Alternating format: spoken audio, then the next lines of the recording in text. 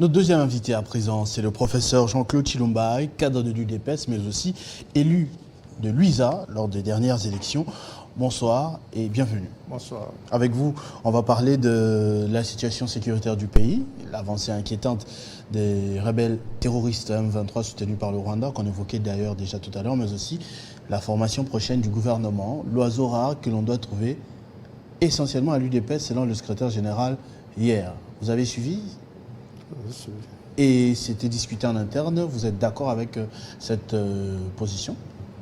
Bon, et essentiellement, l'UDPS, ce n'est pas ce que le secrétaire général a dit, mais nous avons quand même une constitution qui prévoit que le Premier ministre soit issu de la majorité parlementaire, c'est un fait, et qu'aux élections récentes, l'UDPS a pu réaliser le score qu'elle a réalisé. Bien évidemment qu'avec d'autres partenaires de l'Union sacrée, nous présentons ce jour comme cette majorité. En attendant les conclusions de l'informateur, il est de tout droit que le secrétaire général de l'UDPS ait cette prétention de dire que le Premier ministre doit revenir à la majorité parlementaire. Ah, donc c'est juste un rappel des textes, ce n'est pas quelque chose de acté déjà en interne par le président de la République. C'est un rappel des textes. Je crois que ça s'est fait comme ça dans toute démocratie, ça s'est fait comme ça dans ce pays-là lorsqu'il y a eu élection. C'est le parti majoritaire qui a gouverné, qui a eu le Premier ministre.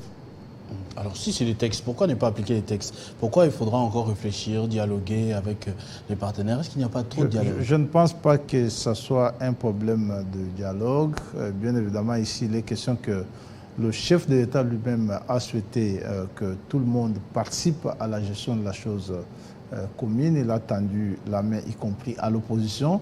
Cela demande partage, échange sur les visées qui doivent gouverner la République. Ce n'est pas un problème de dialogue et ça se prépare. C'est très bien. Alors, on va revenir sur l'UDPS, hein, parce que c'était juste une question d'entrée, mais on devrait parler aussi de la situation sécuritaire. Vous avez certainement appris, comme moi, que malgré les efforts des forces armées de la République démocratique du Congo, les services de renseignement d'ailleurs qui ont déniché quelques infiltrés présentés à la presse la semaine dernière encore, les rebelles continuent quand même d'avancer, professeur. Des efforts énormes que nous devons saluer de nos braves FARDC, parce que dites-vous que c'est la première fois depuis que le Rwanda tente ou envahit notre pays que ça se passe pendant autant de jours sans que l'agresseur ne prenne ou ne s'accapare de nos grandes villes de l'Est. C'est la première fois que depuis 2 ans, nous faisons face à cette réalité d'un pays qui s'est préparé pendant pratiquement 30 ans à réaliser un rêve impossible pourtant sur notre territoire. Nos vaillantes forces de la République de ce pays, à peine sortis d'un embargo militaire injuste qui a duré de très longues années, qui ne permettait pas à ce que l'on puisse acquérir des armes au même titre que notre ennemi, se battent avec détermination, avec amour pour leur patrie. C'est vrai que des brebis galeuses ne manquent pas, comme vous soulignez ce cas de services qui ont intercepté quelques traites. C'est le cas, c'est la résultante logique de l'histoire récente de notre armée, notamment avec cette réalité de brassage, mixage qui a vu le plus souvent des forces étrangères être intégrées à notre armée. C'était avec un objectif, ce qui explique même la position actuelle du chef de l'État, qui est celle de tous les Congolais, et qu'il ne sera plus question de ce genre de conciliabule qui ne permettrait qu'à gonfler nos rangs avec des personnes qui viennent avec pareille ambition de pouvoir s'émuer par la suite en allié de nos adversaires et de nos ennemis du Rwanda. Mais malgré ces efforts que vous citez, il y a aussi le budget à allouer. Le président de la République l'a dit, aujourd'hui, on a donné plus d'argent qu'on n'en avait jamais donné auparavant. Qu'on n'en a jamais donné depuis que le Congo est Congo. Mais les résultats, professeur? Il faut dire aussi que je ne me souviens pas qu'on ait fait face dans le passé à une agression aussi déterminée et résolue comme celle que nous vivons aujourd'hui. Non seulement que pour la première fois, le Rwanda, les ennemis du Congo le font à visage découvert, mais aussi que clairement vous avez vu la position de certains États outre-Atlantique, La Pologne, Pacifique, la Pologne en l'occurrence, qui ont clairement exprimé ce message qu'une partie importante de l'OTAN et de l'Union européenne était derrière ce qui se passe au Congo et fournit des armes de plus en plus sophistiquées pour aider le Rwanda à réaliser son rêve fou. Donc, nos FRDC se battent avec un ennemi autrement déterminé et fort soutenu aussi de l'étranger lointain, et que c'est la détermination du chef d'État et son engagement tant financier, moral, politique et diplomatique qui ont servi à cette réalité que le Rwanda ne fasse pas en un jour ce qu'il avait l'habitude de faire comme d'habitude. Ça fait 2 ans. Il faut dire aussi que les pertes qu'écope le Rwanda dans cette nouvelle aventure ne sont pas similaires ou semblables à celles qu'il a déjà vécues. Je crois que ça va donner une grande leçon à ceux qui tenteront pour la prochaine de tes aventures au Congo. 10 jours après Félix Tshisekedi, effectivement 10 jours, le président rwandais séjourne aujourd'hui à Luanda aussi.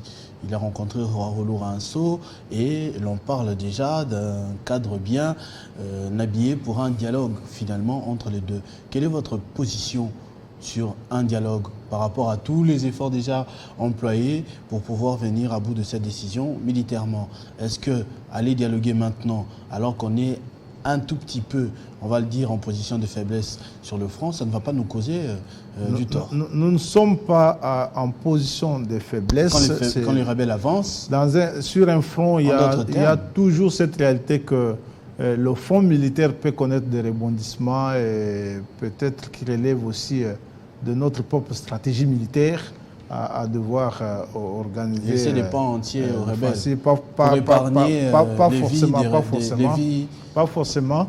Et le chef de l'État l'a dit dernièrement, nous l'avons suivi, qu'il était plutôt ouvert à savoir pourquoi est-ce M. Kagame s'acharne à faire autant de morts, autant de victimes innocentes, autant de malheurs à cette paisible population qui a maintes reprises approuvé de son hospitalité vis-à-vis des citoyens rwandais. C'est que nous sommes en train d'ailleurs de payer aujourd'hui. Il ne s'agit pas d'un dialogue, de venir négocier sur ce qui concerne le Congo, ou de venir demain encore demander que les troupes rwandaises qui ont envahi le Congo viennent renflouer les rangs de notre propre armée. Donc il s'agira de poser clairement la question cette fois-là à M. Paul Kagame, de savoir ce qui l'attire tant, ce qui fait tant plaisir à la personne qu'il est, de faire couler autant de sang et d'observer autant de souffrances, autant de misère pour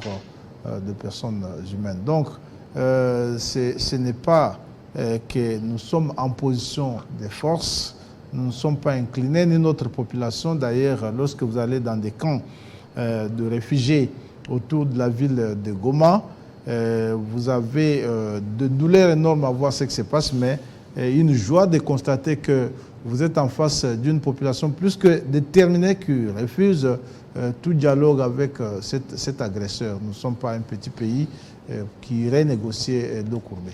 Une situation qui a créé d'ailleurs les très célèbres Wazalendo, aujourd'hui applaudis par la population, la République tout entière. Une jeunesse héroïque, une jeunesse intéressante et utile. Mais il y a ceux qui prennent les armes, mais pas que pour défendre le pays. Il y en a d'autres qui rejoignent l'autre côté pour attaquer le pays avec l'ennemi. Non, je ne parle pas des Wazalendo. Non, là, c'est un chapitre fermé. Je parle des politiques bien mentionnés. L'ancien président de la CENI, normalement, et les autres candidats députés nationaux qui n'ont pas eu la chance d'être proclamés et qui sont allés de l'autre côté. Alors, l'opinion s'interroge avec la formation du gouvernement qui approche. Est-ce qu'il n'y aura pas d'autres candidats à rejoindre ce mouvement insurrectionnel de l'autre côté? Est-ce que vous avez pris vos précautions pour qu'il n'y ait pas, pour qu'il y ait le moins de frustrés possible? Ils sont nombreux de personnes lâches dans ce pays-là qui pensent que leur vie à eux, c'est au gouvernement, même lorsqu'ils n'ont pas été élus par notre population. Nous sommes désormais une démocratie réputée Nous n'avons plus besoin de ce chantage-là pour faire fonctionner le pays. Les mécontents, lorsqu'ils doivent l'être, c'est à ce peuple qui ne les a pas acceptés qu'ils doivent s'adresser. Je sais qu'il a choisi de personnes en qui il pensait avoir confiance. Il n'est pas question de s'imaginer que sur les 100 millions de Congolais, on est seul à devoir absolument s'abreuver du sang des Congolais parce qu'on n'a pas été élu député. C'est absolument honteux et ridicule. Et que le gouvernement qui va être formé s'inscrira dans les principes classiques de formation d'un gouvernement qui tiendront autant compte de compétences des personnes congolaises appréciées par le chef de l'État, mais aussi de la représentativité au niveau de l'Assemblée nationale, parce qu'il est question ici que le gouvernement reflète les réalités des ensembles qui constituent cette Assemblée, parce que ça, le Parlement, ça, la majorité au Parlement. Il ne sera pas question que l'on aille ramasser des personnes parce qu'il s'agit de leur faire plaisir pour craindre qu'elles n'aillent s'abreuver du sang de nos compatriotes. Et même alors, lorsqu'une personne est tentée par de tels besoins de satisfaction gratuite, c'est un personnage inutile. Et nous la préférons là où elle est supposée être, parce que c'est absolument ça son destin, que de la voir au sein de notre gouvernement. Un diable qu'on connaît, qu'un ange qu'on ne connaît pas. Alors, donc, ça ne sera pas un gouvernement qui va subir les coups de chantage. Notre peuple a voté. Il a voté des projets de société présentés par de partis politiques et des regroupements politiques. C'est ces projets de société qui vont être fondus dans ce grand projet, parce que nous tous, nous avons été aux élections avec le discours du chef de l'État. Moi, je suis un dirigeant d'un regroupement politique. Lorsque je suis allé aux élections avec les candidats sur mon regroupement politique, je leur ai dit que nous venons vous présenter le projet du chef de l'État présenté en 6 engagements majeurs. C'est ce projet qu'ils ont voté. Aujourd'hui, la majorité parlementaire ne peut se faire qu'en fonction de cette réalité-là, et non aller chercher des gens qu'il faut satisfaire pour satisfaire. Parlons gouvernement, parlons choix. Vous êtes de l'UDPS. Est-ce que vous avez déjà votre petite idée sur cette personne qui pourrait occuper cette fonction de Premier ministre? Ce sera vous? Ce ne sera pas Augustin Kabouya, parce qu'il a dit qu'il sera premier vice-président de l'Assemblée nationale, candidat. C'est Félix Tshisekedi qui a gagné les élections. Parce que nous tous, nous sommes allés en acceptant le principe que nous accompagnons son projet de société. Il connaît des personnes à même de remplir ou d'accomplir cette tâche. Ce que je sais, c'est que contrairement à ce qui a été raconté de longue date, l'UDPS a prouvé qu'elle n'était pas cette coquille vide. C'est une maison bien battue. Approuvé en faisant quoi? En présentant de dignes fils qui ont réalisé des choses absolument extraordinaires pendant ce mandat ou pendant cette période de campagne. Vous avez été ici, vous avez vu que Maître Jacquemain Chabani et Madame Akassia Bandoubola ont organisé une stratégie de campagne électorale jamais vécue auparavant dans ce pays, et ça vous avez certainement apprécié. Vous avez vu que M. Augustin Kabouya, le secrétaire général de l'UDPS, à qui le président de la République a confié la mission d'informateur, l'a réalisé avec brio. Et contrairement à ce que les gens ont pensé et ont cru dans le passé, que l'UDPS n'avait pas de cadre à même d'accomplir de telles tâches. Dernièrement, M. Liaou a été salué pour son bilan retentissant à la tête du ministère de la fonction publique. Il y a autant de personnes qui ont démontré que l'UDPS est véritablement une école et qu'il n'y a aucune raison de penser que ce poste confié à l'UDPS ne serait pas bien servi. Donc je pense que l'UDPS est prête.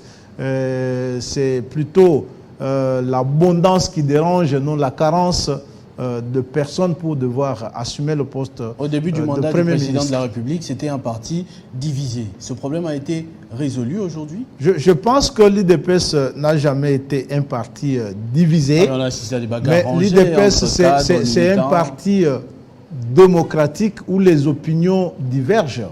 Et lorsque les opinions divergent au sein de l'UDPS, vous n'avez vu personne quitter le navire pour dire que parce que mon point de vue n'a pas été pris en considération, que je quitte pour faire autre chose. Les gens ont considéré que le point de la majorité a triomphé. Peut-être aujourd'hui, hein, c'est difficile de quitter un parti au que... pouvoir, mais quand le parti cherchait à accéder au pouvoir, il y a beaucoup de cadres qui vous ont laissé tomber. Non, je sais qu'à plusieurs étapes, c'est comme dans tout combat, il y en a qui n'ont plus enduré les souffrances ou les bavures de brimades du pouvoir à cette époque-là, qui ont carrément déposé sans forcément renoncer à l'idéal pour lequel ils ont mené ce combat pendant plusieurs années, mais n'ont plus tenu par rapport à la vigueur de la tracasserie et du meurtre, de tout ce qui s'est vécu dans l'opposition. C'est tout à fait normal que certaines personnes nous aient quittés. Nous avons continué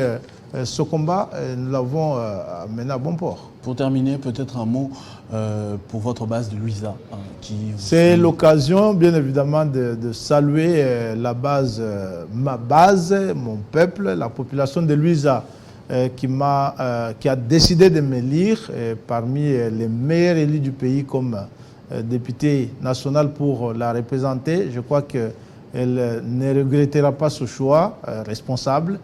Nous sommes donc à son service et nous allons travailler pour l'intérêt de notre population derrière les 6 engagements que le président Tshisekedi a présentés à la République, mais aussi tous ceux qui ont porté leur choix sur les députés qui représentent aujourd'hui cette majorité parlementaire.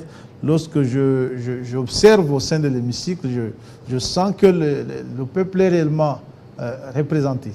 Sérieusement représenté. Merci beaucoup, professeur Jean-Claude Tshilumba, député national élu de Luiza, cadre de l'UDPS, le parti présidentiel. Merci beaucoup pour votre contribution à ce numéro de Kinshasa Direct. Merci beaucoup. On va terminer avec l'imam Djouma. Avec lui, on va parler de ce temps de Ramadan qui vient de commencer, la pratique, mais aussi l'actualité de cette religion en République démocratique du Congo.